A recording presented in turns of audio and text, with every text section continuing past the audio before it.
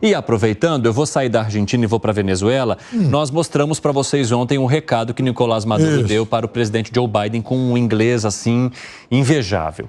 Aí o presidente Nicolás Maduro avançou dizendo, criticando a punição imposta pelos Estados Unidos, e ele afirmou que o país, que a Venezuela não depende de ninguém e que as sanções impostas pelos norte-americanos não vão assustar o governo. Piperno, a Venezuela não depende de ninguém, muito menos dos Estados Unidos? Ué, para continuar afundada do jeito que está, não. Se o projeto de país dele for esse, ele não vai precisar realmente depender de rigorosamente ninguém, né? O país afundou, mais de 90% da população vivem aí, ou quase isso, abaixo da linha de miséria. Então, para que, por exemplo, estabelecer laços, vínculos econômicos e diplomáticos? Agora, se ele imaginasse, por exemplo, a recuperação do país, aí, obviamente, ele ia ter que fazer algo para que houvesse a reinserção da Venezuela na comunidade internacional, porque a Venezuela não é a Rússia. 2 anos atrás, quando eclodiu a guerra lá, veio lá um professor, um especialista, falou, olha, a Rússia não depende de ninguém, e nenhum de nós naquele momento acreditou nisso. O fato é que a Rússia superou as sanções econômicas, por quê? Porque ela tem abundância de energia, ela tem uma boa base industrial e ela tem agricultura. E a boa relação com a China também. Principalmente isso. Então ela resolveu o problema. Agora, a Venezuela tem todas essas vantagens? Não. Ô, Segré, que estratégia que você está lendo aí na articulação do Nicolás Maduro e nessas últimas menções que ele tem feito às autoridades internacionais? Deveria trocar um medicamento. Ele está com uma medicação errada, me parece. O cara está falando qualquer coisa com qualquer coisa. Tomemos o exemplo de Cuba. Ele tem com um bloqueio econômico há muito tempo. E eu lembro muito, até porque usamos esses argumentos na peça de teatro. Cuba tinha um PIB per capita de $11.300. Foi o primeiro país na América Latina a ter iluminação, a ter automóvel, depois dos Estados Unidos. Teve telefonista sem necessidade da telefonista, ligações internacionais sem telefonista, 1906.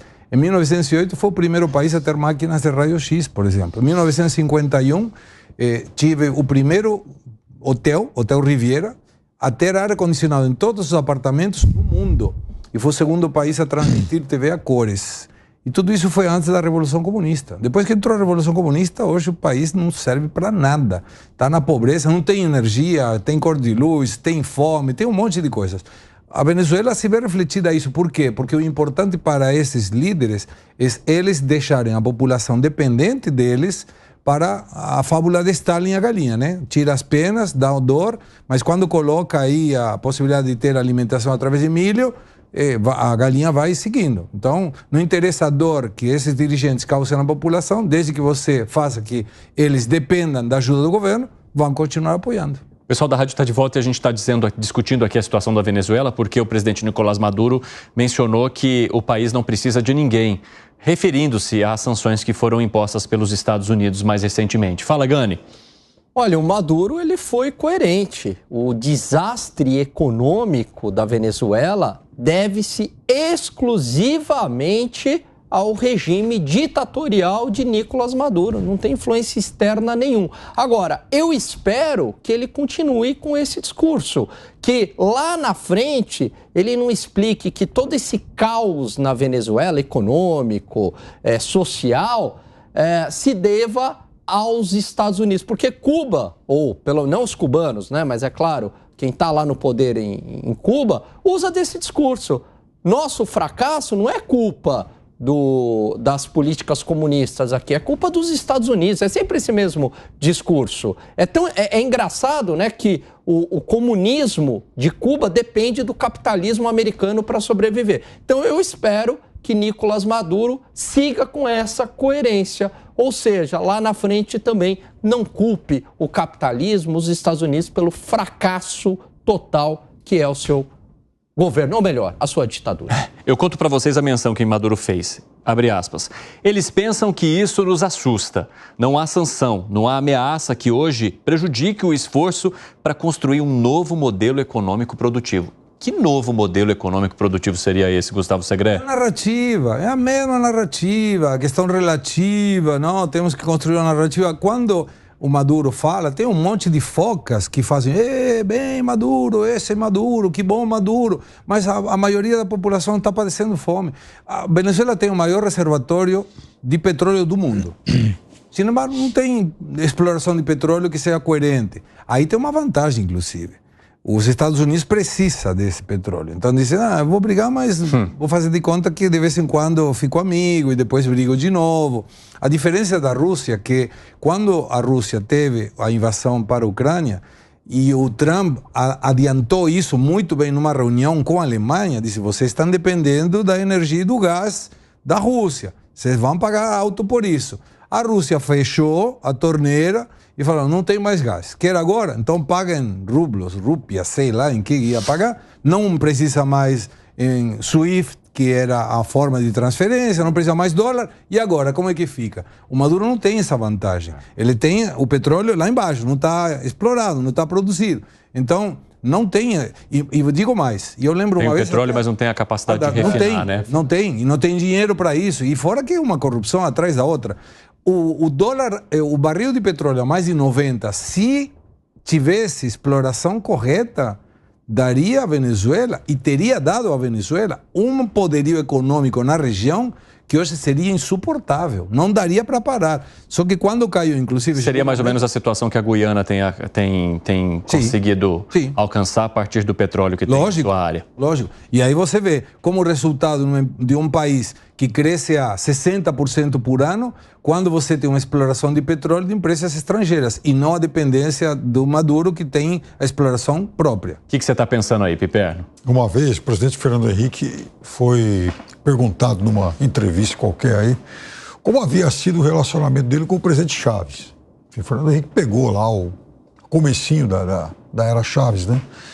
Falou, é muito bom e tal. E, de fato, o Chaves tinha uma admiração muito grande pelo Fernando Henrique. Mas aí o Fernando Henrique falou, não, de fato, a gente se relacionava bem e tal, mas vamos também lembrar uma coisa. Aí o Fernando Henrique, irônico, inteligente, como sempre, falou, naquele tempo também o petróleo estava a 20 e poucos dólares o barril, hoje está 100, então hoje eu não sei como seria.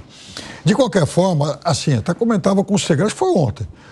O Maduro, o Maduro é, obviamente, o herdeiro do chavismo, mas há uma diferença fundamental nisso.